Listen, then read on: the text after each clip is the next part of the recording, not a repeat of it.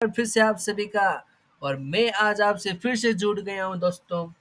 और जैसा कि आप सभी जानते हैं कि लास्ट क्लास में हमने चैप्टर नंबर 4 को कंप्लीट किया था। सबसे पहले उसके कॉन्सेप्ट डिस्कस किए कि और जो कि हमने उनको 4 पार्ट में डिवाइड करके मतलब करते हुए पढ़ा सो दैट आपका इंटरेस्ट उसमें बना रहे। ठीक है, और एक-एक चीज़ हमने अच्छे से डिटेल में कवर की है दोस्तों। और साथ में फिर जो पार्ट नंबर 5 था उसका, वो थे प्रैक्टिस क्वेश्चन, क्योंकि प्रैक्टिस क्वेश्चन दोस्तों उतने ही ज़रूरी है जितने कि कॉन्सेप्चुअल क्लैरिटी। क्योंकि अगर आप प्रैक्टिस क्वेश्चन नहीं करते हो तो आपको अपनी कॉन्सेप्चुअल क्लैरिटी का दोस्तों पता भी नहीं चलेगा। और आपको आंसर कैसे देना है, क्वेश्चन की अंडरस्टैंडिंग बहुत इंपॉर्टेंट है, तो इसलिए मैं आप सभी को प्रैक्टिस क्वेश्चन भी करवाता हूँ। और आप सभी के लिए दोस्तों मैंने बहुत अच्छा प्लान किया है। मैं आप सभी के लिए शॉर्ट नोट्स भी दूंगा main exam point of view से। और जिसमें आप सभी के लिए क्या होंगे, उसमें उसमें कीवर्ड हाईलाइटेड होंगे। ठीक है, सो आप हमारे साथ बने रहिएगा और हैंड्स एंड होप सो आप सभी अब तक इस रिवीजन सीरीज को एंजॉय करे होंगे। और लेट्स कंटिन्यू दिस सेशन। और हम आज सभी इसको आगे बढ़ाते हैं और आज हम डिस्कस करेंगे चैप्टर नंबर 5, फ्रॉड। जी हाँ दोस्तों, आज हम चैप्टर नंबर 5 डिस्कस करने वाले हैं। और वो भी आपके मेन एग्जाम में इम्पोर्टेंट चैप्टर माना जाता है और स्कोरिंग चैप्टर है, क्योंकि उसमें ज़्यादा जो है कॉन्सेप्ट इतने है नहीं है। और आपके 4 to 5 मार्क्स का इजीली इजीली तो मैं नहीं बोलूँगा, क्योंकि उसमें भी दिक्कतें सामना करनी पड़ती है, क्योंकि बच्चे उसको अच्छे से रीड आउट नहीं करते बुक से। ठीक है, और आपको पता है कि मार्क्स भी बुक की लैंग्वेज के मिलते हैं दोस्तों। सही। सो आपको उसको भी अच्छे से कवर करते हुए चलना। और आपको दोस्तों पता ही है अपने सीए एग्जाम में अपने एक एक मार्क्स की लड़ाई होती है। एक एक मार्क्स पास और फेल करा देता है दोस्तों। और यहाँ पे आपको 5 नंबर फ्री में मिलने वाले हैं दोस्तों। जी हाँ, मैं इसको फ्री मार्क्स बोलता हूँ, क्योंकि ये बहुत ही अच्छा चैप्टर है, इजी चैप्टर है और स्कोरिंग चैप्टर है। और इस जो चैप्टर से डायरेक्ट क्वेश्चन आते हैं दोस्तों। जी हाँ, इस चैप्टर से डायरेक्ट क्वेश्चन आते हैं। So let's discuss about this chapter. So hurry up guys, get up. सो तो नहीं रहे आप सभी? जाग जाओ जाग जाओ, एग्जाम आ रहे हैं दोस्तों। सिर्फ 2 महीने रहे हैं। और मैं जल्दी आपको, हाँ, मैं आपके लिए 28 फेब को, जी हाँ दोस्तों, मैं आप सभी के लिए 28 फेब को आपको किस टाइप से अपना रिवीजन प्लान करना चाहिए, मैं आप सभी के लिए, जो कि सिंगल ग्रुप दे रहे हैं, बोथ ग्रुप दे रहे हैं, ग्रुप 1 ग्रुप 2, तो आप सभी के लिए क्या है कि प्लान लेके आ रहा हूँ कि और फिर आपको उसको एग्जीक्यूट करना है अच्छा मार्क्स स्कोर करने के लिए। कि आपको कौन सी चीज़ में ज़्यादा मतलब क्या है कि टाइम आपको लगाना है, कि सो डेट आपका ज़्यादा से ज़्यादा क्या हो, स्कोर कर सको। ईजीएस्ट चैप्टर कौन से हैं और आप किस में अच्छे स्कोर कर सकते हो। This would be my personal experience. So I will share and start this chapter दोस्तों। आज का हमारा चैप्टर है chapter number 5, fraud and responsibility of the auditor in this regard. मतलब ये जो अपना चैप्टर नंबर 5 है दोस्तों, वो अपना एक तो ऐसे 240 से डिस्कस करता है, सॉरी 240 से डील करता है। ठीक है, तो आओ हम स्टार्ट करते हैं। अब देखो दोस्तों, मतलब बेसिकली फ्रॉड होता क्या है दोस्तों? जो बेसिकली फ्रॉड होता है मतलब जानबूझ के आप क्या है, कुछ ना कुछ ऐसी गड़बड़ियां करना, मतलब जानबूझ के कुछ ऐसी गड़बड़ियां करना कि जो कि मैनेजमेंट हो उसमें इन्वॉल्व हो सकता है या एम्प्लॉय हो। आप क्या चाहते हो, आप अपना गलत तरीके से फायदा उठाना चाहते हो। मतलब फ्रॉड क्या है कि आप जानबूझ के इंटेंशनली आप क्या है कि गलत तरीके से, गलत मेथोडोलॉजी, मतलब उसको टेक ऑफ करने के बाद में क्या करते हो, उससे आपको क्या मिलता है, अनफेयर एडवांटेज। ठीक है, मतलब गलत तरीके से आपको फायदा उठाना है। ठीक है, so let's discuss. The standard on the auditing as a 240, the auditor's responsibility relating to fraud, मतलब कि अपना जो ऐसे का क्या नाम है कि ऑडिटर्स की क्या रिस्पॉन्सिबिलिटी है to fraud in an audit of financial statement, मतलब कि अगर फाइनेंशियल स्टेटमेंट में कोई फ्रॉड होता है तो उसके रिगार्डिंग ऑडिटर्स की क्या रिस्पॉन्सिबिलिटी है वो आपको ऐसे 240 बताता है। ठीक है दोस्तों, अब देखो फ्रॉड क्या होता है। फ्रॉड जैसा कि मैंने आपको बताया एक होता है इंटेंशनल एक्ट, मतलब जानबूझकर किया हुआ। अब इसमें या तो 1 पर्सन हो सकता है या मोर पर्सन होते हैं, ठीक है, मोर इंडिविजुअल्स।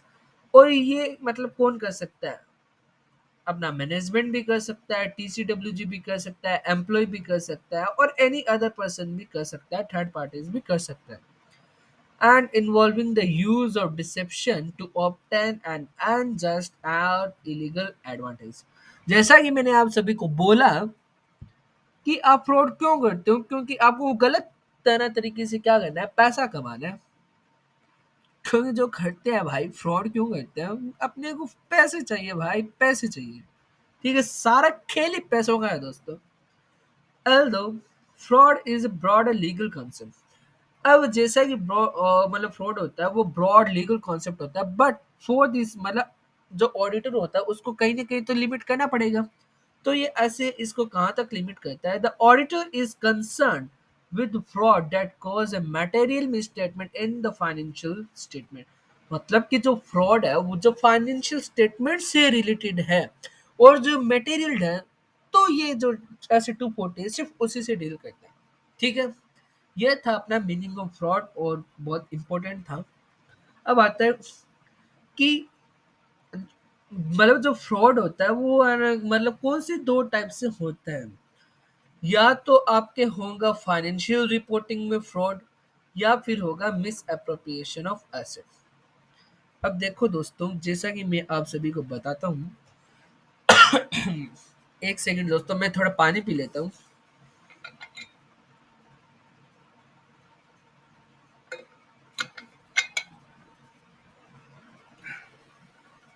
हाँ, comes बैक दोस्तों। या तो अब मैं आपको बताता हूँ कि जो ये मैनेजमेंट है, ठीक है, तो वो है ना, वो क्या होता है, किसमें ज़्यादा इन्वॉल्व होता है, अपने फाइनेंशियल रिपोर्टिंग में या मिस अप्रोप्रिएशन ऑफ एसेट। आप देखो वैसे तो दोनों में हो सकता है, बट ज़्यादा क्या होता है, जो मैनेजमेंट का जो अपना इम्पैक्ट होता है वो फाइनेंशियल रिपोर्टिंग पे होता है। ठीक है, सो चलो फर्दर डिस्कस करते हैं कि although the auditor may suspect, in a rare case identify the occurrence of fraud, the auditor does not make a legal determination of whether fraud has actually occurred। ठीक है दोस्तों, अब आता है करेक्टरिस्टिक ऑफ फ्रॉड। जैसा कि आप सभी को पता है कि फ्रॉड इज इंटेंशनल, जो हमने अभी पढ़ा, और जो फ्रॉड है वो is a broader legal concept. ठीक है, नेक्स्ट, अब जो फ्रॉड है वो टू टाइप से किया जाता है। एक तो फ्रॉडुलेंट फाइनेंशियल रिपोर्टिंग और दूसरा मिस एप्रोप्रिएशन ऑफ एसेट। अब मिस एप्रोप्रिएशन ऑफ एसेट के भी टू पार्ट है कि आप मतलब कैसे करते हैं, ये सारे फ्रॉड टेक्निक का दोस्तों। Misappropriation of asset, that means misappropriation of goods and defecation of cash, मतलब कि आप जो कैश है वो आप कैश को कैसे कम दिखा सकते हो वो। ठीक है, now fraud whether fraudulent financial reporting or misappropriation of asset involves incentive or pressure। या अब हमने को पढ़ना है दोस्तों कि जो फ्रॉड होता है वो किन वजह से होता है। ठीक है, तो देखो सबसे पहले मतलब फ्रॉड कौन करता है, कि जिसके पास अपॉर्चुनिटी होती है। अब लेट सपोज करो कि मैं अगर किसी कंपनी का ऑडिटर हूँ या एम्प्लॉय हूँ, ठीक है, मैं आपको अपॉर्चुनिटी का एग्जांपल देता हूँ कि अगर आप में से किसी के पास भी अगर अपॉर्चुनिटी आएगी ना फ्रॉड की, तो आप फ्रॉड जरूर करोगे दोस्तों। ठीक है, क्योंकि पैसा कमाना है भाई, सब कुछ खेल ही पैसे का है इधर तो फ्रॉड तो करना पड़ेगा ना। तो अब देखो फ्रॉड करते कैसे हैं वो बताता हूँ मैं आपको। कि लेट्स सपोज करो कि अगर आप किसी कंपनी में काम करते हो, ठीक है, और आपको कंपनी बोले कि यार तेरे को वहां पे मुंबई रिलोकेट होता है, मतलब आपको मुंबई रिलोकेट होना है और आप है ना बिलोंग करते हो दिल्ली से, ठीक है दोस्तों, तो आपको दिल्ली टू मुंबई रिलोकेट होना है, तो आपको क्या चाहिए दोस्तों, घर चाहिए। तो आपको मैनेजमेंट बोलता है, मतलब जो कंपनी है वो बोलती है कि उदित भाई आप आ जाओ, और जो सामान है और जो घर का जो खर्चा होगा वो हम देंगे, ठीक है। मतलब कि क्या हुआ कि मेरे पास अपॉर्चुनिटी, अरे यार मतलब जो सामान है, मतलब सामान भी वही प्रोवाइड कर रहे हैं, मतलब मेरे को यहाँ से कुछ लेके नहीं जाना, ठीक है, मतलब सामान का बिल भी वही पे कर रहे हैं। तो फिर क्या हुआ कि मैं फिर मतलब किसी कूली को बुलाया, ठीक है, और कूली को बोला भाई कि है ना मतलब 4 पेटियाँ उसको पकड़ा दी मैंने, और 4 पेटियाँ उसको आना पकड़ाने के बारे में मैंने उसको बोला कि भाई तेरे कितने पैसे हुए? तो उसने बोला सर यार मेरे तो 5000 बनता, आप मुझे 5000 दे दो। फिर मैंने उसे बोला देख मैं तुझे 5000 देंगे, बट है ना तेरे को क्या है कि बिल 80,000 का बनाना है, या फिर बिल तेरे को 1 लाख का बनाना है, क्योंकि सामान जा रहे हैं। तो फिर मतलब उसने बोला कि सर मैं बिल तो बना दूंगा बट फिर जीएसटी लग जाएगा आपके ऊपर। तो फिर राना बोला अरे जीएसटी मैं पे कर दूंगा भाई। तो फिर उसमें जीएसटी लेट सपोज करो कि अगर आप 1 लाख पे है ना मतलब बेसिकली 10% से मतलब अगर कैलकुलेट करो, क्योंकि है ना वैसे तो अपने को 18% होता है, तो अपन अगर 18% कैलकुलेट करें तो अपना कितना बनता है दोस्तों, 18,000 रुपये, ठीक है। 18,000 रुपये आपके बने, और आपने उसको कितना पे किया 5,000, तो 23,000, पीछे कितना बचा। आप देख रहे हो कैसे फ्रॉड हो रहे हैं, मतलब कि आपने इनवॉइस भी रेज कर लिया, आपने टैक्स भी पे कर दिया, तो फिर वो फ्रॉड डिटेक्ट नहीं होता। तो इससे कहते हैं अपॉर्चुनिटी, कि अगर आपके पास अपॉर्चुनिटी है तो आप फ्रॉड कर सकते हो, ठीक है। और बेसिकली फ्रॉड होते ही हैं, ठीक है। अब आता है अपना इंसेंटिव, दैट मीन्स प्रेशर।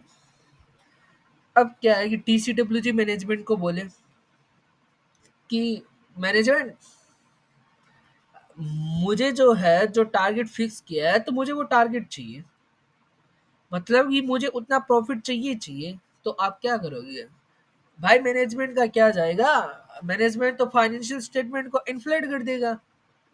तो इससे क्या हो गया, उसके ऊपर प्रेशर आ गया, ठीक है। और और अपना थर्ड आता है एटीट्यूड, मतलब कि किसी पर्सन का एटीट्यूड ही ऐसा हो कि भाई मैं तो फ्रॉड करूंगा ही करूंगा, चाहे तो कितने भी कंट्रोल लगा ले। मतलब कि अगर कि यार तू अगर मुझे 20 के बीच में रखेगा ना, कि चाहे तू कितने भी कंट्रोल लगा कि मैं तेरे दो तो लेके ही जाऊंगा, तो उसे कहते हैं नेचर, ठीक है।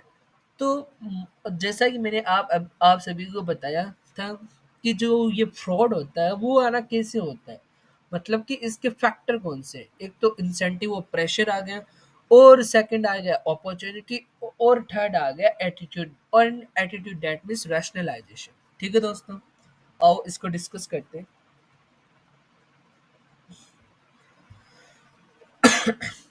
Fraud, whether fraudulent reporting or misappropriation of asset, involves incentive or pressure, perceived opportunity, and rationalization of the act. अब इसके एग्जाम्पल है, incentive or pressure to commit fraudulent financial reporting may exist when management is under pressure for source outside or inside the entity to achieve an expected earning target and financial outcome। कि मतलब जो TCWG था उसको मतलब ये believe था कि अपने को इतना होना चाहिए बट वो इतना हुआ ही नहीं। तो फिर मैनेजमेंट क्या करेगा, प्रेशर में आएगा। तो प्रेशर में आएगा तो फिर वो फाइनेंशियल स्टेटमेंट को क्या करेगा, उसको इन्फ्लेट कर देगा, ठीक है दोस्तों। A perceived opportunity to commit fraud may exist when an individual believes internal control can be overridden। मतलब कि मैनेजमेंट जो है वो क्या कर सकता है, इंटरनल कंट्रोल को क्या करता है, ओवर ऐड कर सकता है दोस्तों। या कोई भी ऐसा इंडिविजुअल, मतलब जो उसको जितने भी कंट्रोल लगाए हैं वो उनको ओवरराइड कर सके, तो उसके पास अपॉर्चुनिटी आ गई। ठीक है।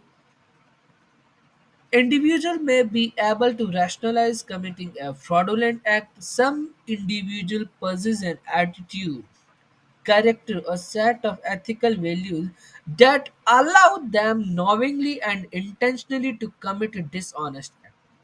मतलब कि उनका एटीट्यूड ही दोस्तों ऐसा है कि उनसे फ्रॉड के बिना रहा नहीं जाता। जैसे अपना विजय माल्या से फ्रॉड बिना रह नहीं पाए, और अब देखो कहाँ ऐश कर रहे हैं, लंदन। और अपनी इंडियन गवर्नमेंट उनको अब जो अपनी इंडियन गवर्नमेंट है वो कार्यवाही तो कितनी भी कर रही है, बट जो कि लंदन की गवर्नमेंट है उनको आने नहीं दे रही। का हम तो नहीं देंगे आपको विजय माल्या जी, क्योंकि हमारी भी जेब भर रहे हैं। Next, fraudulent financial reporting involves intentional misstatement, including omission of amount or disclosure in financial statement to deceive financial statement users। मतलब कि जो फ्रॉडुलेंट फाइनेंशियल रिपोर्टिंग है वो बेसिकली कौन करता है, मैनेजमेंट करता है। क्यों करता है, क्योंकि फाइनेंशियल स्टेटमेंट के जो यूजर है, मतलब उनको क्या दिया जाए, धोखा दिया जाए, सो डैट वो क्या कर सके, इन्वेस्टमेंट कर सके हमारे अंदर फाइनेंशियल की पोजीशन अच्छी दिखाने के लिए। ठीक है, इकोनॉमिक बेनिफिट उठाने के लिए। नेक्स्ट, अब देखो फाइनेंशियल में अगर आपको इन्फ्लेट करना है, डिफ्लेट करना है, तो आप कैसे करते हो, मतलब इसमें कुछ भी अगर आपको फ्रॉड करना है, तो जैसे कि आप सभी ने अकाउंटिंग में पढ़ा था, 4 टाइप के एरर्स होते हैं। ठीक है, एक तो कॉम्पेंसेटिंग एरर्स, एक आ गया अपना एरर ऑफ प्रिंसिपल, एक आ गया एरर ऑफ कमीशन, और एक आ गया एरर ऑफ ओमिशन। ठीक है, तो ये भी उन्हीं का यूज करता है अपने। देखो, अब आप यहाँ पे एरर पे मत जाना दोस्तों, मैं बस बता रहा हूँ कि मतलब फ्रॉड होता कैसे है, मतलब फाइनेंशियल रिपोर्टिंग में है ना चेंजेस कैसे आते हैं।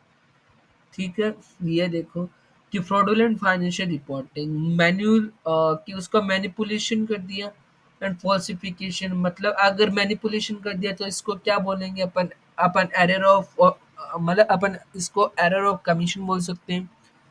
मिस रिप्रेजेंटेशन और इंटेंशनल ओमिशन आ गया, ये देखो दोस्तों ओमिशन वर्ड। और फिर आ गया intentional miss application of accounting principle, मतलब एरर ऑफ प्रिंसिपल। अब देखो मैं आप इनका सभी का एग्जांपल दे देता हूँ यहीं पे, कि error of accounting principle, that means आप सभी को पता है कि इसमें फाइनेंशियल रिपोर्टिंग में मतलब फ्रॉड कैसे हो, कि आपने कोई एसेट परचेस की, आपने उसको एक्सपेंस में बुक कर लिया। एक्सपेंस में क्यों बुक कर लिया, क्योंकि आपको इनकम टैक्स से बचना था। तो तो आपने क्या किया, अपना प्रॉफिट मिनिमाइज कर दिया दोस्तों। सही है, आपने इनकम टैक्स से बचने के लिए आपने क्या किया, आपने एसेट की जगह उसको वहां दिखा दिया, कहाँ, एक्सपेंस में। और अगर आपने एक्सपेंस को अगर फिक्स एसेट बना लिया, तो आप क्या करते हो, मतलब कि आप डिविडेंड दे पाओगे, मतलब आपका प्रॉफिट ज़्यादा शो होगा। ठीक है, और ये जो काम है वो किया क्यों जाता है, ये काम है वो किया क्यों जाता है दोस्तों, इसके पीछे एक बड़ा लॉजिक है। एक तो अपना टैक्स बचाना, ठीक है, टैक्स सेविंग। और सेकंड आ गया था कि अगर मैनेजमेंट का जो रेम्यूनरेशन है वो अगर किसके ऊपर बेस्ड है दोस्तों, प्रॉफिट के ऊपर, तो मैनेजमेंट क्या करेगा, प्रॉफिट को बढ़ा के दिखाएगा, क्योंकि उसको तो अपनी इनकम चाहिए, उसको तो अपना रेम्यूनरेशन चाहिए। ठीक है, सो ये दो तीन है, और भी बहुत सारे एग्जाम्पल हो सकते हैं दोस्तों। ठीक है, आओ इसको पढ़ते हैं नेक्स्ट। मैनिपुलेशन ऑफ अकाउंट्स कैसे होता है, detection of manipulation of account with a view to presenting a false state of affairs is a task requiring great tact and intelligence। मतलब कि इसको ढूंढने के लिए बहुत ज़्यादा इंटेलिजेंसी चाहिए, बहुत ज़्यादा एक्सपीरियंस चाहिए। because generally management personnel in higher management cadre are associated होते हैं with this type of fraud.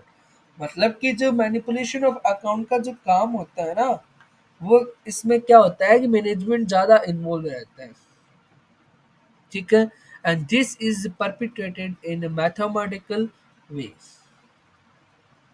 This type of fraud is generally committed, क्यों किया जाता है?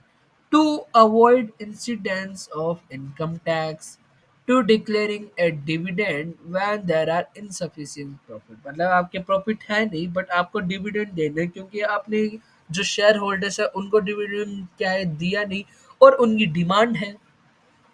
To withhold declaration of dividend, मतलब कि आपके प्रॉफिट है फिर भी आपको क्या है डिविडेंड देना नहीं है उनको, तो आप प्रॉफिट क्या करोगे दोस्तों, कम करोगे, ठीक है. And for receiving higher remuneration where managerial remuneration is payable by reference to all. ठीक है, क्यों किया जाता है और अब इसको कैसे किया जाता है? कैसे किया जाता है जरूरी नहीं है कि आप यहाँ पे इन्फ्लेट इन्फ्लेट लिखो, आप क्या है डिफ्लेट भी लिख सकते हो कि ये देखो कि इन्फ्लेटिंग और suppressing purchase and expenses, inflating और suppressing sales and other incomes of मतलब other items of income, inflating और deflating the value of closing inventory, ठीक है, failing to adjust outstanding liability और prepaid expenses, charging items of capital expenditure to revenue or by capitalizing revenue expenses.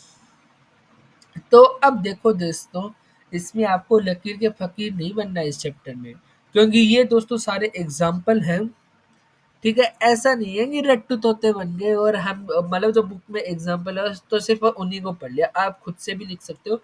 बस इसके लिए थोड़ा mind sharp रखना और ज़्यादा से ज़्यादा है ना अपना थिंकिंग पावर रखना कि है ना क्या क्या हो सकता है, ठीक है.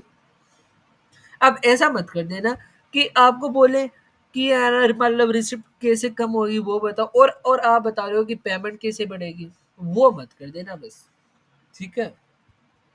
Misrepresentation in or intentional omission from the financial statement of event transaction or other significant information.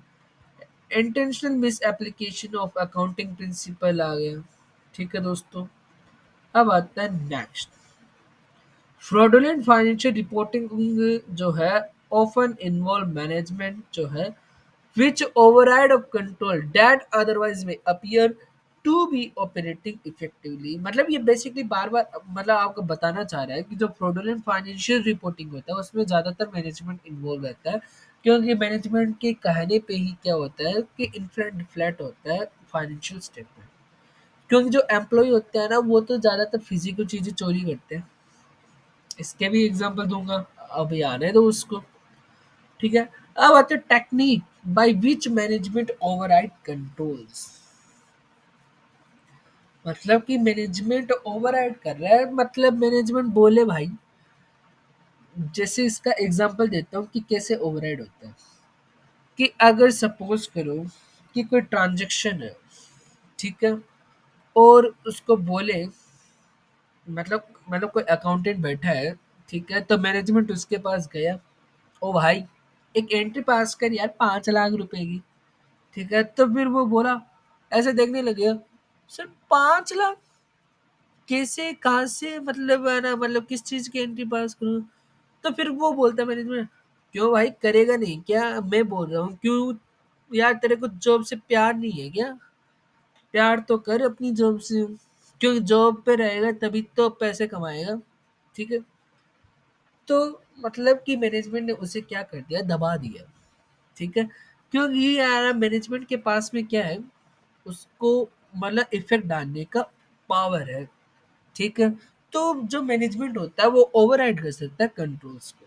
अब वो कैसे करता है कि रिकॉर्डिंग फिक्टिशियस जर्नल एंट्री, कि मतलब कोई ट्रांजैक्शन हुआ ही नहीं फिर भी रिकॉर्ड कर दिया, and inappropriately adjusting assumption, changing judgment, and omitting, advancing, delaying recognition, concealing, not disclosing fact, and engaging complex transaction that means related party transaction and altering records. ठीक है दोस्तों, अब आता है नेक्स्ट. अब देखो ये जो यहाँ पे पॉइंट है ना, मतलब अब क्या है कि इन्हीं को यहाँ पे लिखा हुआ है, ठीक है, ये देखो।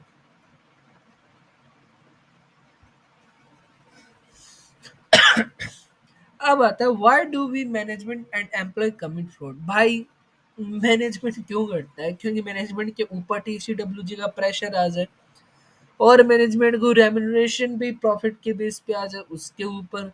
और अगर मैनेजमेंट नाराज हो गया तो फिर वो करेगा। और सेम चीज एम्प्लॉय पे है। लेट सपोज करो कि मैनेजमेंट अगर बोले दो बंदे हैं, ठीक है, दो बंदों ने काम किया। अब मैनेजमेंट एक को दे रहा है 10% और एक को दे रहा है 15%, तो 10% वाला बोलेगा यार काम तो मैंने किया, और 15% वो लेके जा रहा है, अब बताऊंगा तेरे को बेटा। तो इस टाइप से क्या होता है, फ्रॉड होते हैं। क्यों होते हैं? तो इसका रीजन यही होता है कि अनसेटिस्फेक्शन ज्यादा होता है, ठीक है, अनसेटिस्फेक्शन, डिससेटिस्फेक्शन। सो ये देखो फाइनेंशियल ऑब्लिगेशन एंड प्रेशर, मतलब प्रेशर होता है टीसीडब्ल्यूजी का। एंड मैनेजमेंट अनरियलिस्टिक गोल, मतलब कि जो गोल है वो, मतलब जो उसने डिसाइड किया है, मतलब उनका कोई भी है ना रियलिस्टिक सिचुएशन ही नहीं है कि हाँ यार कि रियल में वो अपने को मिल सकते हैं। डिससेटिस्फाइड एम्प्लॉय और lack of motivation among employees, name game आ गया, ठीक है। भाई मैं बड़ा हूँ तू क्या कर रहा है, जॉब से प्यार नहीं है क्या? And opportunity to commit fraud, okay. और ये सेम पॉइंट अपने को यहाँ पे लिखेंगे। अब आता है मिस अप्रोप्रिएशन ऑफ एसेट। कैसे होता है मिस अप्रोप्रिएशन ऑफ एसेट? मतलब कि एसेट की चोरी करना। एसेट की चोरी करना दोस्तों। एसेट में क्या क्या आता है? जैसे अपना आना रिसिप्ट आ गया, एम्बलेजिंग रिसिप्ट, मतलब कि उसने रिसिप्ट को कम दिखा दिया। स्टीलिंग फिजिकल एसेट, मतलब फिजिकल एसेट चोरी होगी। And using an entities asset for personal use, मतलब जो एंटिटी की एसेट है उसको पर्सनल यूज कर रहे हैं, ठीक है। मिस अप्रोप्रिएशन ऑफ गुड्स में भी यही सेम चीजें हैं, ठीक है। तो इसके मतलब ये एकदम आपके बेसिक गाना रीडिंग से हो जाएगा दोस्तों, बेसिक रीडिंग से। हाँ ये इम्पोर्टेंट आता है, जो मैं आपको बताता हूँ यहाँ पे। एक चीज लिखी हुई है, देयरफॉर, मतलब आपको ये देखना है कि it is clear from the about that fraud deals with intentional misrepresentation, but error on the other hand relates to unintentional mistakes in financial information। अब इसके ऊपर एक क्वेश्चन आता है दोस्तों कि जो एरर्स है उसको डिटेक्ट करना मुश्किल है या फ्रॉड को? ऑफकोर्सली फ्रॉड को। क्यों? क्योंकि देखो वो जो फ्रॉड होता है ना प्री प्लान्ड होता है। क्या होता है कि एक प्लानिंग के साथ में किया जाता है, एक अच्छा प्लान है उसको अच्छे से एग्जीक्यूट कर, मतलब उसको एग्जीक्यूट करने की कोशिश करते हैं, ठीक है। और उसमें मैनेजमेंट भी इन्वॉल्व ज़्यादा रहते हैं, एम्प्लॉय भी ही रहते हैं। तो मतलब बेसिकली ये होता है जो फ्रॉड होता है वो है ना इंटेंशनली होता है। तो और जो चीज़ इंटेंशनली हो तो वो प्लानिंग के साथ की जाती है। और मान के चलो कि उसका एटीट्यूड ही ऐसा, फ्रॉड करने का अगर उसका एटीट्यूड ही ऐसा हो कि हाँ यार मैं तो बस फ्रॉड करूंगा, मैं तो एक्सपर्ट हूँ। अब क्या कोई एक्सपर्ट को पकड़ पाएगा क्या? उसका अच्छा एक्सपीरियंस हो फ्रॉड में, बार बार कर रहा है, ठीक है। तो फिर ये सारी चीज़ें डिटेक्ट करना मुश्किल है। बट जो इंटेंशनल सॉरी अनइंटेंशनल जो होते हैं, मतलब उनको तो बेसिक ऑडिट प्रोसीजर से भी क्या है कि है ना उनको पकड़ा जा सकता, मतलब उनको आना क्या है कि पकड़ा जा सकता है, ठीक है, जो कि एरर होती है अपनी। अब आता है defalcation of asset, sorry cash. So आपने इसका क्या सोचा कि मतलब बेसिकली जो होता है ना फ्रॉड उसको डिटेक्ट करना मुश्किल होता है क्योंकि वो प्री प्लान्ड होता है, उसमें है ना मैनेजमेंट भी होता है, ठीक है, जो कि इंटरनल कंट्रोल को ओवरराइड कर सकता है। और जो कि एक्सपीरियंस होता है, उसका नेचर होता है, उन सभी चीज़ों के ऊपर डिपेंड करता है चीज़ें, ठीक है। अब आता है defalcation of cash, next topic. अब देखो दोस्तों इसको पढ़ने की ज़रूरत नहीं है, आप ही बताओ कि डेफिकेशन ऑफ कैश कैसे हो सकता है। आपको इन्फ्लेट करना है कैश पेमेंट। आप कैश पेमेंट कैसे इन्फ्लेट करोगे? मतलब कि आपको पेमेंट ज़्यादा दिखानी है तो भाई क्रेडिटर को ज़्यादा पेमेंट कर दें, ठीक है? आप अपने एक्सपेंस ज़्यादा दिखा दो। और जो डमी वर्कर है, मतलब आप है ना उनको पे कर दो। डमी वर्कर बोले तो फॉर एग्जांपल कि आपका दोस्त आया, मतलब आपको आपके पार्ट मतलब आपसे क्या है, उसने पार्टी मांगी, ठीक है? तो वो आपकी कंपनी में आए और आपने क्या कर दिया कि बिल रेज़ कर दिया कि वो सर्विस देके गए हैं, और आपने उस जो पैसे से क्या किया, जो कि कंपनी का पैसा था, आपने उसे पार्टी कर ली और पार्टी करके वो चला गया। तो वो डमी वर्कर के रूप में आया और वो अपना काम करके चला गया, मतलब पार्टी करके चला गया, खा पी के चला गया। तो उससे क्या हुआ कि फेक इनवॉइसेस को पेमेंट कर दिया उसने, ठीक है? और जो कि अपना इसमें डमी वर्कर्स वाला केस है, वो अपना सत्यम वाले केस में भी आप सब देख सकते हो। सत्यम वाले केस में भी यही चीज हुई थी दोस्तों, ठीक है? और पढ़ो इसको, क्या क्या एग्जांपल है इसमें कि make payment against fictitious voucher, ये देखो। Making payment against voucher the amount whereof have been inflated, manipulating total wage rolls आ गया, either by including either by including their in names of dummy workers and casting a large total of petty cash expenditure, आपने petty cash expenditure ज़्यादा दिखा दी। और ये जो question है दोस्तों, अपना डेफिकेशन ऑफ कैश वाला, इसको इम्पोर्टेंट मार्क करिएगा, ये आपसे 4 मार्क्स में पूछ सकता है।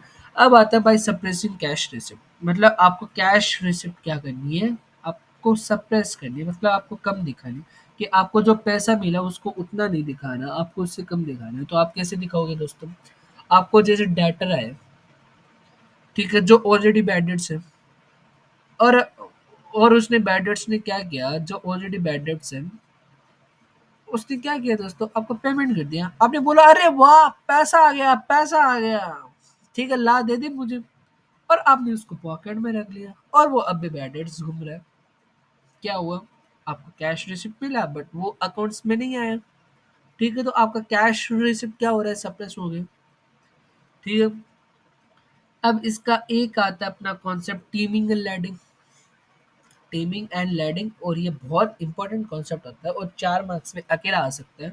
तो देखो टीमिंग एंड लैडिंग कैसे होता है कि मतलब कोई डेटर से आपको पैसा मिला, बहुत सारे डेटर है, तो आपने क्या किया कि आपने पहले पॉकेट में रख लिया, मतलब आपने जो कि पहला डेटर था उसका पैसा तो अपने पॉकेट में रख लिया, और अब जो सेकंड डेटर आया मतलब उसका पैसा आपने फर्स्ट वाले जो कि डेटर था उस वाले में क्रेडिट कर दिया, ठीक है?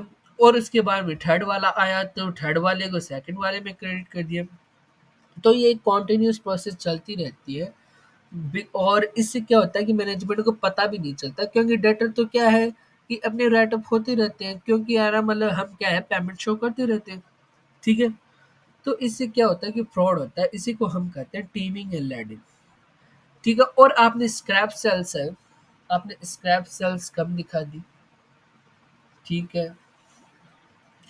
और बहुत से और फर्दर एग्जांपल हो सकते हैं आप सभी के लिए, ठीक है? और देखो कि टीमिंग एंड लैडिंग कि amount received from a customer being misappropriated, also to prevent its detection, the money received from another customer subsequently being credited to the account of the customer who has paid earlier. Similarly, money received from the customer who has paid thereafter being credited to the account of second customer, and such a practice is continued so that no one account is outstanding for payment for any length of time, मतलब कि ये ज़्यादा time के लिए outstanding show नहीं होता। सो जो management है वो भी क्या कर लेता है, यकीन कर लेता है दोस्तों। Adjusting unauthorise and fictitious rebate and allowance discount etcetera customer, मतलब कि आपको डिस्काउंट देना नहीं था बट आपने खूब सारा भारी भर भर के डिस्काउंट दे दिया, ठीक है? तो इससे क्या हुआ कि आपका जो कैश रिसिप्ट हो गया वो कम हो गया। Right of as debt in respect of such balance against which cash has already been received but has been misappropriated। मतलब कि जो बैड डेट से आपको पैसा मिला आपने उसमें दिखाया ही नहीं उसको। आपने कैशियर्स की अकाउंटिंग नहीं की, not accounting for miscellaneous receipt and write down asset value in entirety. अब देखो दोस्तों इसमें एक बहुत ही इम्पोर्टेंट चीज़ बता रहा हूँ कि देखो जो फ्रॉडुलेंट फाइनेंशियल रिपोर्टिंग होता है ना, उसमें फाइनेंशियल स्टेटमेंट में आप बताओ क्या एक्चुअली में फ्रॉड हुआ है? मतलब कि एक्चुअल में उसकी सिचुएशन में चेंज आया है? नहीं, उसमें सिर्फ इन्फ्लेट और सप्रेस हो रहा है, इन्फ्लेट और डिफ्लेक्ट हो रहा है, बट उसकी एक्चुअल सिचुएशन में कभी क्या आता है, फर्क नहीं आता।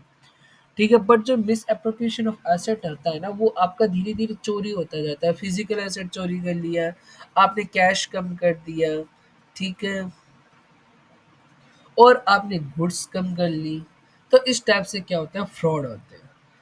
अब आता है next concept, detection of fraud and error duty of an auditor. दोस्तों इसको इम्पोर्टेंट मार्क करिएगा। जी हाँ दोस्तों, ये 4 नंबर में आपका डायरेक्ट क्वेश्चन आ सकता है कि detection of fraud and error जो है वो किसकी ड्यूटी है, होती है ऑफ एन ऑडिटर।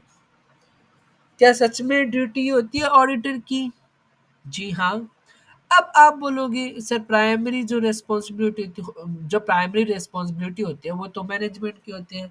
तो मैं बोलूँगा जी हाँ।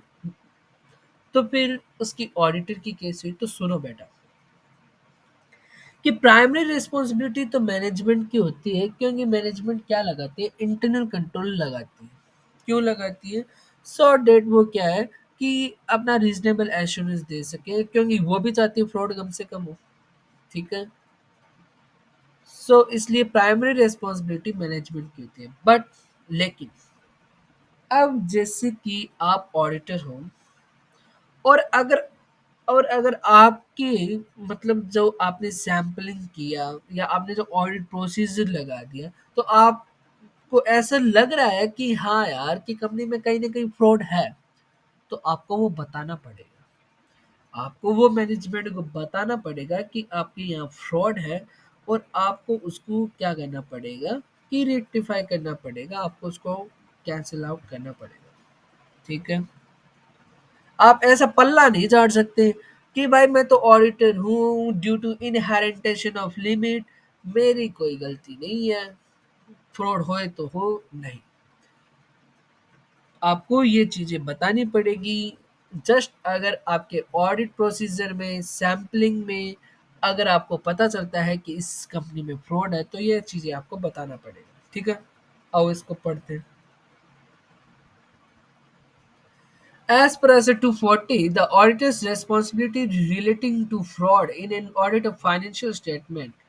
For primary responsibility for the prevention and detection of fraud rests with both TCWG and entities and management। की प्राइमरी जो प्राइमरी रेस्पॉन्सिबिलिटी होती है वो तो एंटिटी और TCWG की होती है, that means management. It is important that management with the oversight of TCWG, मतलब कि जो मैनेजमेंट को है वो आपको इस टाइप से काम करना पड़ेगा कि जो कि मतलब फ्रॉड करने वाला है, ठीक है, उसको डर लगे कि मैं अगर पकड़ा गया तो पनिशमेंट मिलेगा। सो डेट क्या है कि फ्रॉड कम हो।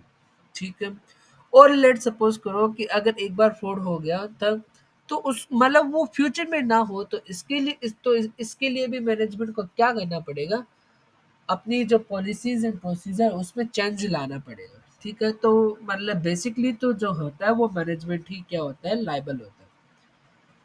सो ये देखो, which could persuade individual not to commit fraud because of likelihood of detection and punishment. ठीक है, this involve a commitment to creating a culture of honesty and ethical behaviour which can be reinforced by an active oversight by TCWG। दोस्तों ये चीज है, ये अपने control environment से linkage है, जो कि मैंने आपको चैप्टर नंबर 4 में पढ़ाया था डिटेल में।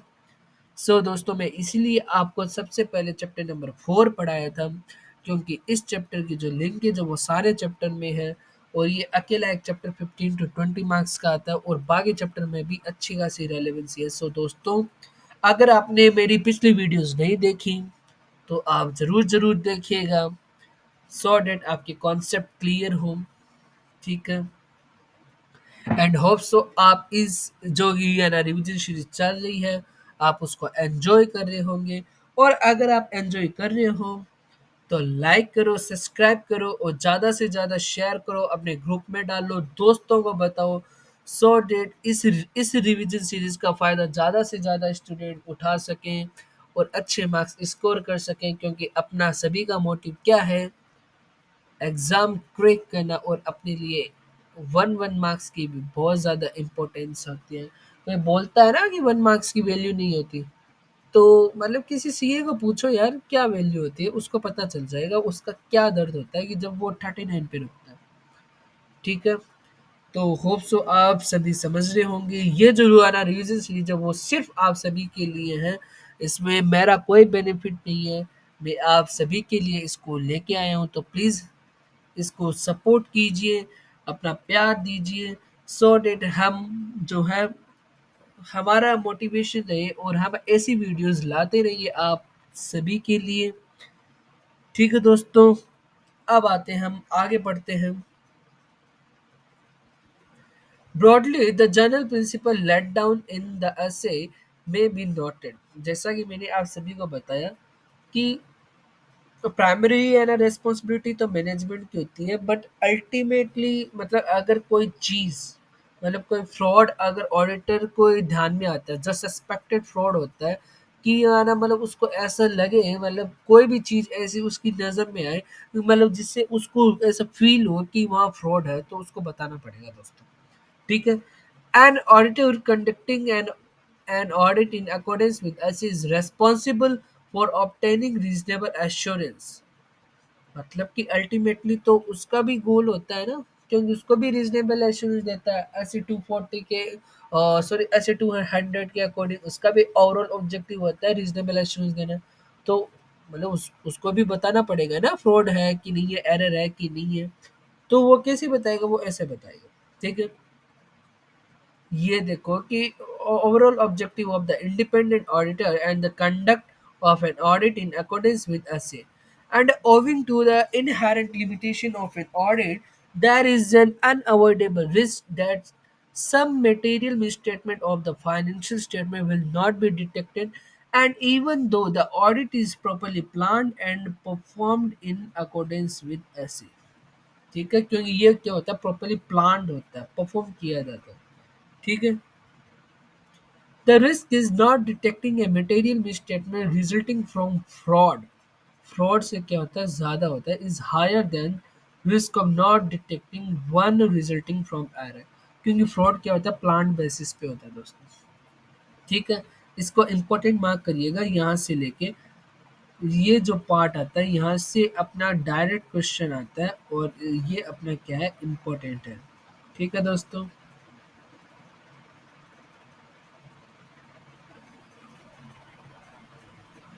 इम्पोर्टेंट। आओ इसको पढ़ते हैं क्यों होता है। कि fraud may involve sophisticated and carefully organized scheme designed to conceal it, such as forgery, deliberate failure to record transaction, and intentional misrepresentation being made to the auditor. Such attempt at a concealment may be even more difficult to detect when accompanied by collision। Collision may cause the auditor to believe that कि audit evidence is pervasive when it is in fact false. मतलब कि जो कि audit evidence है वो गलत है। ठीक है, और वो ऐसा सोच रहे हैं कि जो ऑडिट एविडेंस है वो इनफ है। ठीक है, तो फिर वो कॉल्यूजन और ज़्यादा हो गया तो इसको फिर डिटेक्ट करना और भी मुश्किल हो जाता है। The auditor ability to detect a fraud depends on factors. ये देखो फैक्टर्स आ गए। स्किलफुलनेस मतलब जो ऑडिटर होता है उसकी भी स्किल होनी चाहिए। Frequency and extent of manipulation and degree of collusion involved, the relative size of individual amount manipulated, and seniority of those individual involved। मतलब जो इंडिविजुअल इन्वॉल्व होते हैं फ्रॉड में उनकी सीनियरिटी, दैट मीन्स उनका एक्सपीरियंस कितना है। ठीक है, और सॉरी यहाँ पे स्किलफुलनेस ऑफ द परपिट्रेटर है, मतलब जो धोखा करने वाला है, मतलब फ्रॉड करने वाला है। While the auditor may be able to identify potential opportunity for fraud to be perpetrated, it is difficult for the auditor to determine whether misstatement in judgment areas such as accounting estimate are caused by fraud or error. अब आता है अपना next question बनता है इस पे कि जो एम्प्लॉय फ्रॉड होता है, ठीक है, उसको डिटेक्ट करना मुश्किल होता है या मैनेजमेंट फ्रॉड को। ऑफकोर्स मैनेजमेंट, क्योंकि मैनेजमेंट क्या करता है, ओवरराइड को कंट्रोल करता है, और जो मैनेजमेंट है उस अपने एम्प्लॉयज को भी क्या करता है, इम्पैक्ट डालता है, उसके ऊपर भी प्रेशराइज कर सकता है, ठीक है। Furthermore, the risk of the auditor not detecting a material misstatement resulting from management fraud is greater than for employee fraud. क्यों होता है, क्योंकि मैनेजमेंट फ्रीक्वेंटली एक पोजीशन में होता है, वो डायरेक्टली और इनडायरेक्टली मैनिपुलेट करना accounting records and present fraudulent financial information and override control procedure designed to prevent similar fraud and by other employer। क्यों, क्योंकि यार उसी ने क्या बनाया है, जो पॉलिसी एंड प्रोसीजर है वो उसी ने बनाया, इंटरनल कंट्रोल उसी को इम्प्लीमेंट करवाने हैं, तो वो ओवरराइड कर पाता है, ठीक है, क्योंकि उसके पास अथॉरिटी होती है, उसके पास पावर होते हैं, ठीक है। फिर आता है when obtaining reasonable assurance the auditor is responsible for maintaining an attitude of professional skepticism throughout the audit। मतलब कि जब भी वो ऑडिट कर रहा होता है कोई भी ऑडिटर, उसका क्या होता है, क्वेश्चनिंग माइंड होना चाहिए कि हाँ कहाँ पे फ्रॉड हो सकता है, ठीक है, मतलब प्रोफेशनल स्केप्टिसिज्म उसके थॉट प्रोसेस में होना चाहिए। And considering the potential for management override of controls and recognizing the fact that audit procedures that are effective and detecting error may not be effective in a detecting fraud, ठीक है। ये जो case study है दोस्तों अपना, ये जो जो टू केस स्टडी है यहाँ पे, आपको इनको पूरा अच्छे से रीड करना है, क्योंकि ठीक है, क्योंकि इसमें से डायरेक्ट क्वेश्चन आता है, और ये दोनों केस स्टडी क्या है, बहुत अच्छी है। जो मैं इम्पोर्टेंट मार्क करा रहा हूँ उनको अच्छे से कीजिएगा, ठीक है। ये वाली केस स्टडी की भी आप सभी को करनी है, ठीक है, क्योंकि ये जो केस स्टडी है वो उन्हीं के ऊपर बेस है, एम्प्लॉय फ्रॉड पे, और जो कि ऑडिटर्स की है वो क्या रिस्पॉन्सिबिलिटी होती है, ठीक है, प्राइमरी रिस्पॉन्सिबिलिटी के ऊपर बात आती है कि अगर ऑडिटर ने क्या किया है कि मतलब सारे ऑडिट प्रोसीजर सही लगाए, ठीक है, उसने ऑडिट डॉक्यूमेंटेशन अच्छे से की है, ठीक है, उसने ऑडिट अच्छे से किया है, और फिर भी फ्रॉड है, और फिर भी फ्रॉड है, तो फिर वो जो ऑडिटर है वो लायबल नहीं होता, ठीक है दोस्तों। The liability of the auditor for failure to detect fraud exists only when such failure is clearly due to not exercising reasonable care and skill। कि अगर उसने क्या है, रीजनेबल केयर की है और फिर फ्रॉड नहीं है, मतलब फिर भी फ्रॉड है, तो फिर वो क्या है, लायबल नहीं है, ठीक है दोस्तों। अब आता है फ्रॉड रिस्क फैक्टर। अब देखो दोस्तों इसमें वही चीजें, इंसेंटिव में प्रेशर, ठीक है, and pursuit opportunity and rationalisation. तो इन सभी के आपको एग्जांपल दिए गए हैं और बहुत ही ईजी है, तो basic ideas and basic reading से ये आपको समझ में आ जाएंगे। तो ये आप सभी का होमवर्क है दोस्तों, सारों के एग्जांपल दिए हैं, तो ये इतने टफ नहीं है, ठीक है दोस्तों। अब हम चलते हैं अपने नेक्स्ट इम्पॉर्टेंट टॉपिक में, और इसको स्टार मार्क कीजिएगा। तो ये आपके क्वेश्चन में आ सकता है जो आपके मेन एग्जाम में आने वाला है।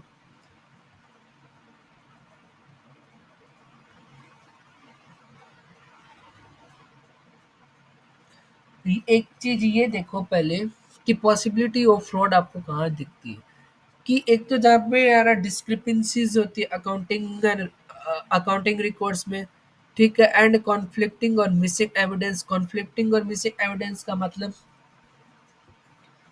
कि लेट सपोज करो कि मैं जस्ट एज एन ऑडिटर मतलब मैनेजमेंट के पास गया, ठीक है, और उसने यार मुझे मतलब किसी चीज़ के बारे में बता दिया कि ऐसे ऐसे होता है, ठीक है, और और फिर मैं इंटरनल कंट्रोल के पास गया, क्योंकि अगर एक चीज़ को क्या है कि बहुत सारे लोग उसको वेरीफाई करते हैं, तो आप किसी दूसरे के पास भी जाते हो, तो अब क्या होता है, क्या है ना, दूसरा कुछ बोल रहा है कि नहीं नहीं नहीं नहीं, अरे वो तो ऐसे होता है।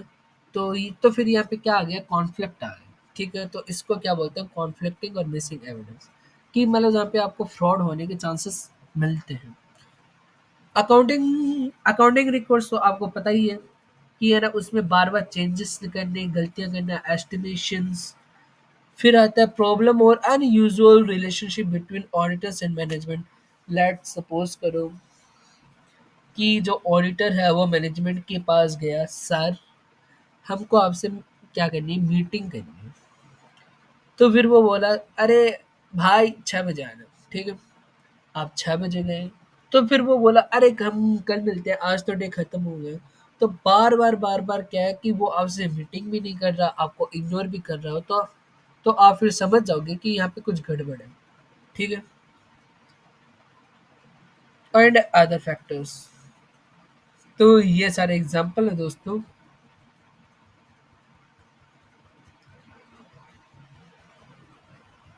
हाँ, ये है अपना important topic, fraud reporting.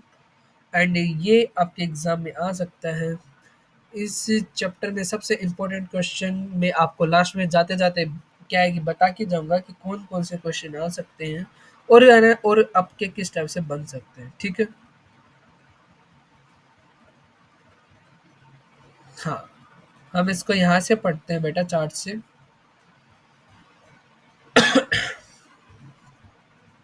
Fraud reporting, section 143(12) of companies act. मैं थोड़ा पानी पी लेता हूँ।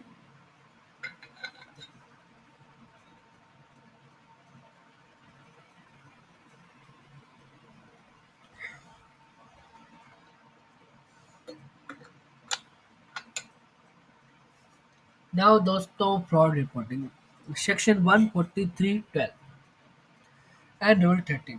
अगर अगर जो फ्रॉड अमाउंट है वो अगर आपका 1 करोड़ से लेस देन है, मतलब 1 करोड़ से आपका फ्रॉड कम का हुआ है किसी कंपनी में, तो आपके ऊपर आपको उसको कैसे रिपोर्ट करना है। तो आप तो एक तो वो चीज़ है। तो देखो, उसमें क्या होता है कि जैसे ही आपको फ्रॉड पता चला, एक एक ऑडिटर को जैसे फ्रॉड पता चलता है, तो उसके है ना, नेक्स्ट विद इन 2 डेज में क्या करना पड़ता है, उसको बोर्ड या ऑडिट कमिटी को रिपोर्ट करना पड़ता है। ठीक है। और क्या क्या चीजें रिपोर्ट करेगा दोस्तों, एक तो नेचर ऑफ अमाउंट, एक तो आ गया नेचर, एंड सेकंड आ गया अमाउंट, एंड थर्ड आ गया उसमें कौन कौन सी पार्टी इन्वॉल्व है। ठीक है दोस्तों, तो ये 3 चीजें उसको रिपोर्ट करनी। और ये जो 3 चीजें वो उसको क्या करना पड़ता है कि बीओडी को रिपोर्ट करना पड़ता है विद इन 2 डेज। ये देखो, एक तो आ गया nature of fraud with description, मतलब कि एकदम पूरा बताया हुआ, and approximately amount involve, and parties involve. अब क्या है कि बीओडी के पास चला गया, तो अब बीओडी को भी बोर्ड रिपोर्ट में उसको डिस्क्लोज करना है, तो वो क्या क्या डिस्कस करेगा, क्या क्या डिस्क्लोज करेगा देखो। फर्स्ट अपना आ गया nature of fraud, approximately amount involve, and parties whose parties in involve, मतलब कौन कौन सी पार्टी इसमें शामिल है। और जो पार्टियां इसमें इन्वॉल्व है, तो उनके जो अगेंस्ट है वो कौन कौन सी रेमेडियल एक्शन क्या है कि अपना मैनेजमेंट है उसने लिया है, तो वो सब उसको रिपोर्ट करना पड़ता है। ठीक है, मतलब डिस्क्लोज करना पड़ता है। अब अगर फ्रॉड अमाउंट जो है वो क्या है, अपना 1 करोड़, 1 करोड़ से ज्यादा है दोस्तों, तो आपको सेंट्रल गवर्नमेंट को क्या करना पड़ेगा, आपको रिपोर्ट करना पड़ेगा दोस्तों। और सेंट्रल गवर्नमेंट को अगर आपको रिपोर्ट करना है, तो देखो बेसिकली सेम प्रोसीजर है, बट इसमें कुछ चेंजेस है। और क्या चेंजेस है वो पढ़ते हैं। कि आपको with in 2 days of knowledge आपको क्या है कि वापस से बीओडी या ऑडिट कमिटी को बताना है। ठीक है। और आपको नेक्स्ट 45 डेज में आपको क्या है कि बीओडी से अगर उसके ऊपर रिप्लाई मिलता है, उसके कमेंट मिलते हैं। ठीक है। तो आप क्या है कि उसके कमेंट लेके और उस फ्रॉड के ऊपर खुद के कमेंट देके क्या है कि सीजी को बता दो। ठीक है। और अगर वो क्या है कि जो अपना बीओडी है या ऑडिट कमेटी है वो उसके ऊपर रिस्पॉन्स नहीं देता, तो आपको 45 डेज़ के बाद में उसको क्या करना है कि सीजी को रिपोर्ट करना पड़ता है, और उसके ओपिनियन उसके तो है नहीं, तो है ना आपको खुद के ओपिनियन देने पड़ते हैं, और उसके साथ में क्या रीज़न थे, ठीक है? आपको वो बताना है कि आपको मैनेजमेंट से जो है रिस्पॉन्स क्यों नहीं मिला, ठीक है? तो ये जो है इतनी चीज़ें आपको रिपोर्ट करनी पड़ती है किसको? सीजी को। तो ये देखो कि आपको क्या करना पड़ता है कि reply observation received with in stipulated time, मतलब आपको 45 डेज़ में क्या करना पड़ता है कि ये ना आपको रिप्लाई चाहिए, एंड फ्रॉड रिपोर्टिंग, मतलब आपको फॉरवर्ड करना है रिपोर्ट को, and reply and observation and comment to CG. Next 15 days, आपको ये काम कितने दिनों में करना पड़ता है? नेक्स्ट 15 डेज में करना पड़ता है।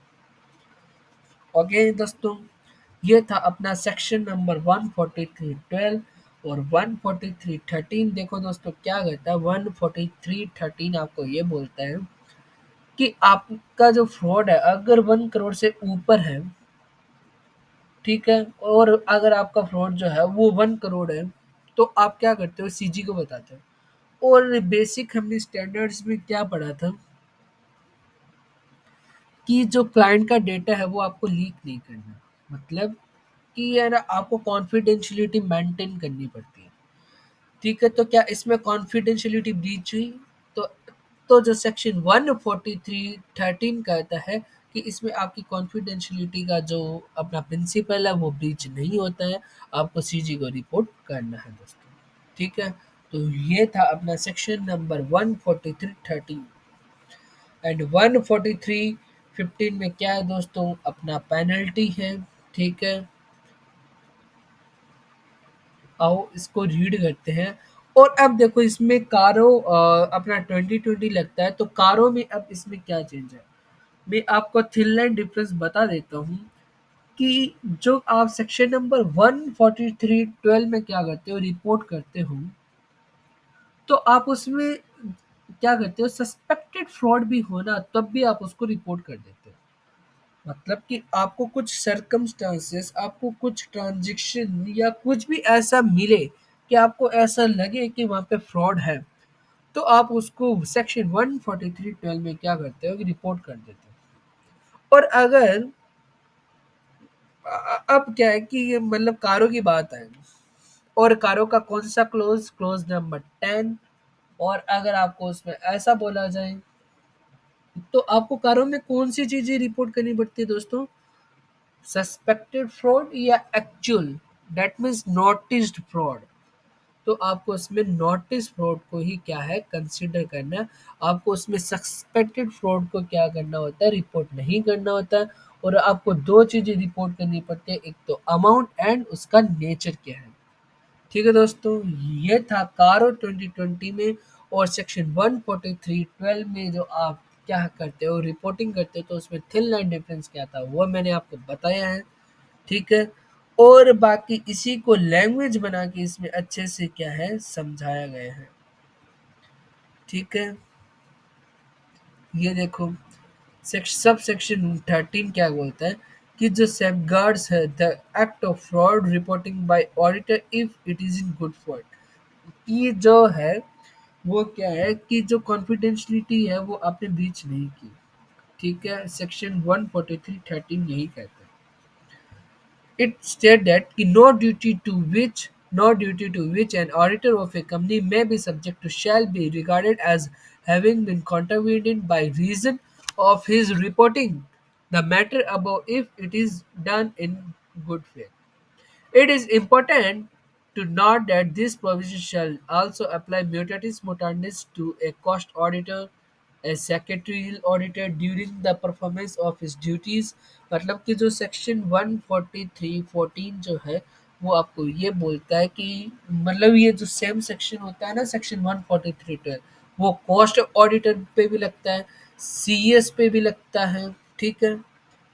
तो अगर उनमें से किसी ने रिपोर्ट कर दिया तो क्या आपको रिपोर्ट करने की ज़रूरत है ऑडिटर को? नहीं, ठीक है? तो ये था अपना सेक्शन नंबर 114, 3, 14 एंड 15 में क्या है दोस्तों? पेनल्टीज़ है। ये देखो, और पेनल्टी कितनी है कि in case of a listed company be liable to a penalty of 5 lakh rupees, and in case of any other company be liable to a penalty of 1 lakh rupees. शायद दोस्तों इसमें अमेंडमेंट है, तो एक बार मुझे चेक करना पड़ेगा। और अगर इसके और अगर इसके रि- और अगर इसके रिगार्डिंग कुछ भी अमेंडमेंट आते हैं तो मैं आप सभी को बता दूंगा, ग्रुप में डाल दूंगा कि क्या इसमें जो है अमेंडमेंट है। ठीक है, तो डोंट वरी दोस्तों। अब आता है अपना नेक्स्ट टॉपिक, और मैं आपको थिन लाइन डिफरेंस भी इसमें लिखा हुआ होगा। ये देखो पैराग्राफ 3 का, अच्छा क्लोज नंबर 11 है, सॉरी मैंने क्लोज नंबर 10 बोला दोस्तों, क्लोज नंबर 11 है। And whether any fraud by the company or any fraud on the company has been noticed, ये आ गया देखो, noticed, इसमें थिन लाइन डिफरेंस है, has been noticed and reported during the year, if yes तो nature and amount involved is to be indicated। यही क्या है आपका थिन लाइन डिफरेंस है। और फिर आपको ये जो है इसका पूरा प्रोसेस है कि आपको एडिटिव फोर में इसका करना पड़ता है। ठीक है,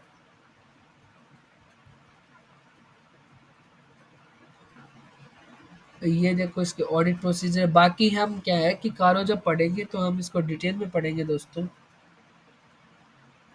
कोई मतलब ऐसा डरने वाली बात नहीं है। अब आता है इस चैप्टर का अपना लास्ट टॉपिक, अगर ऑडिटर अनेबल हो जाए टू कंटिन्यू द एंगेजमेंट, मतलब कि ऑडिटर मतलब ऐसा बोले कि भाई मैनेजमेंट तू तो खराब है, कि यार तूने तो ऐसे ऐसे गंदे काम किए हैं कि अब मैं ऑडिट नहीं कर सकता। अगर ऑडिटर ऐसा बोले यार ऑडिटर तूने इतने काले काले कारनामे किए हैं कि भाई अब मैं तो ऑडिट नहीं करने वाला, तो अब वो क्या बोल रहा है कि उसको मतलब वो एंगेजमेंट नहीं करना चाहता, उसको कंटिन्यू नहीं करना चाहता ऑडिट को। तो इसके अंदर उसकी क्या प्रोसेस है। तो मतलब फर्स्ट देखो कि अगर ऐसा हो कि मतलब अगर ऑडिटर खुद को ऐसा समझे कि वो अब ऑडिट जो है कंटिन्यू नहीं कर सकता, तो सबसे पहले उसको ये सोचना पड़ेगा कि क्या उसकी है ना लीगल रेस्पॉन्सिबिलिटी बनती है इसके रिगार्डिंग, कि अगर उसकी कोई लीगल रेस्पॉन्सिबिलिटी बनती है, मतलब क्या है कि अभी वो सोच रहा है, ठीक है, सोच रहा है सिर्फ, मतलब कंसिडर बाद में करेगा।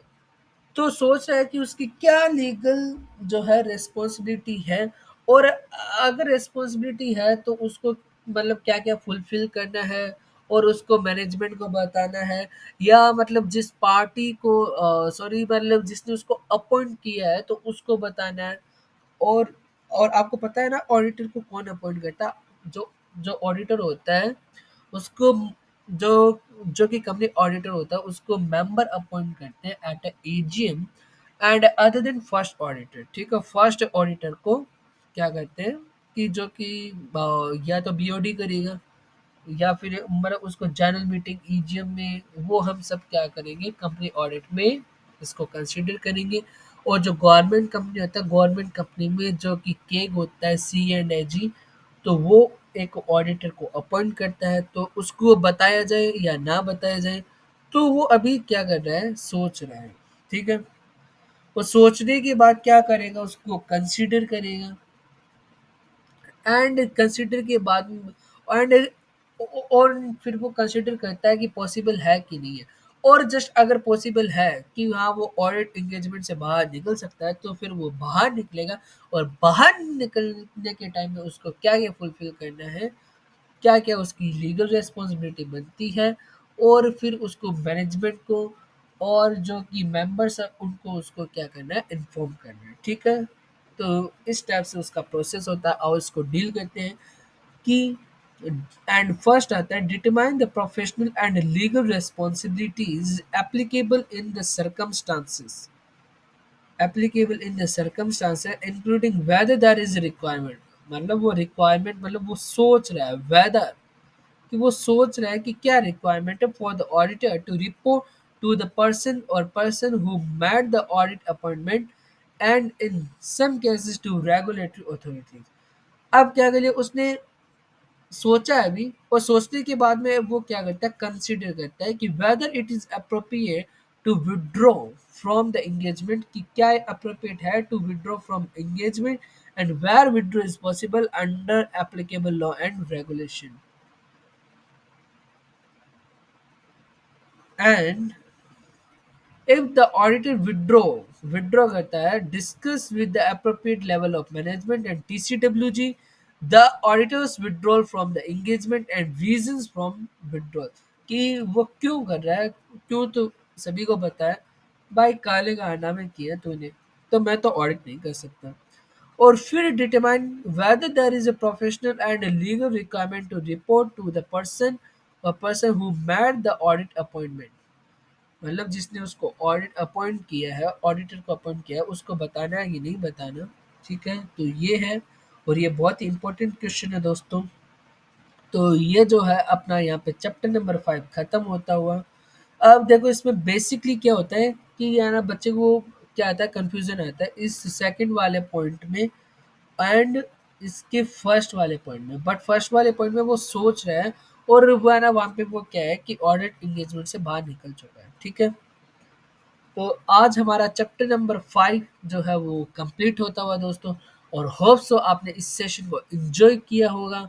और दोस्तों अगर आपने इसको एंजॉय किया है तो लाइक करना मत भूलिएगा दोस्तों, and subscribe the channel and press the bell icon and sharing the peoples who who is your friend and in your group, so that हमको क्या मिले दोस्तों, मोटिवेशन मिले।